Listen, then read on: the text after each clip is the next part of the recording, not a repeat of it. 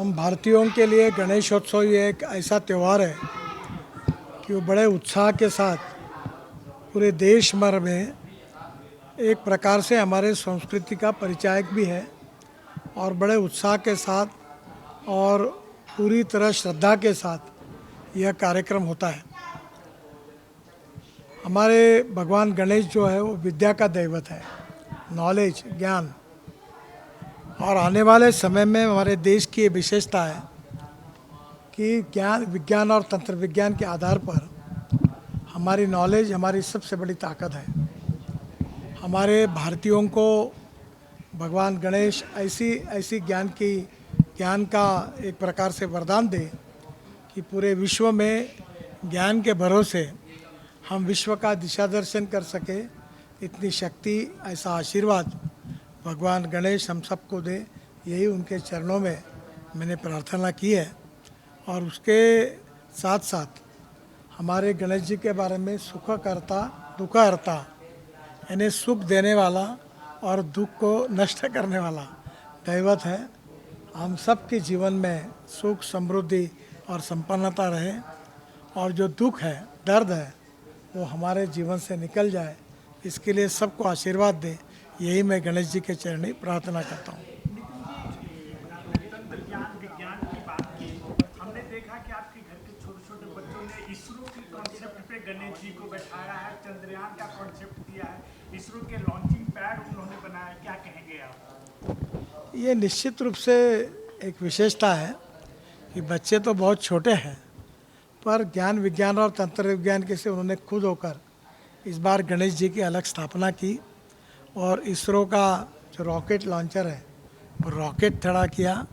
वो जो बाज़ार में जो हमारे यहाँ मिलते हैं मैकेनो, उसको जोड़कर उन्होंने बनाया और चंद्र का पीछे बैकग्राउंड खड़ा किया।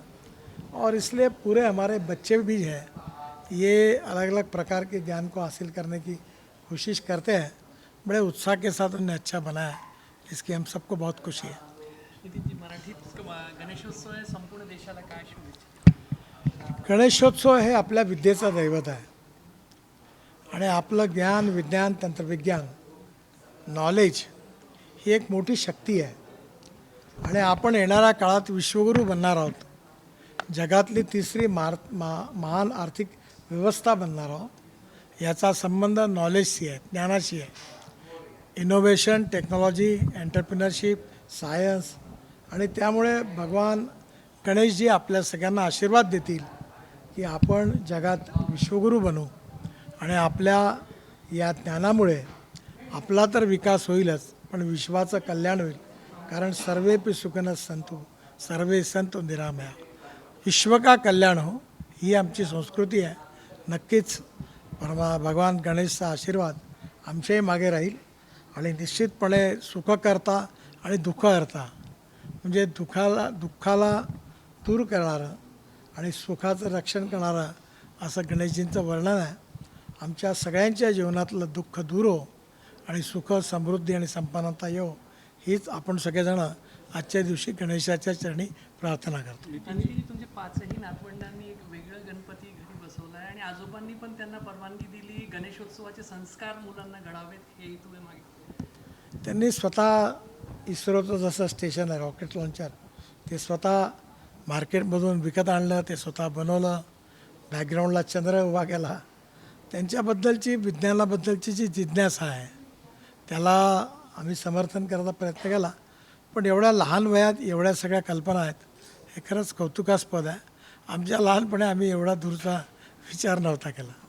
नीतीश जी, राजकीय मागण्या मागितल्या तुम्ही बाप्पांना निवडणुकीच्या आने वाले चुनाव को लेके, महाराष्ट्र में चुनाव है आने वाले, तो कुछ भगवान से प्रार्थना की आपने?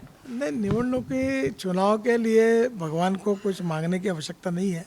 भगवान हमारे ऊपर प्रसन्न है और चुनाव में हमको अच्छा यश मिलेगा। नीतीश जी, पुढचा 1 महिना तुम्ही प्रदेश भाजपला देणार आहात, काल ती लिस्ट जाहीर झाली, कसे तुमचे कार्यक्रम असतील काय? अजून तर नाही, पण मागच्या वेळी लोकसभेत मी 55 सभा घेतल्या होत्या, यावेळी पण जाईन सगळीकडे।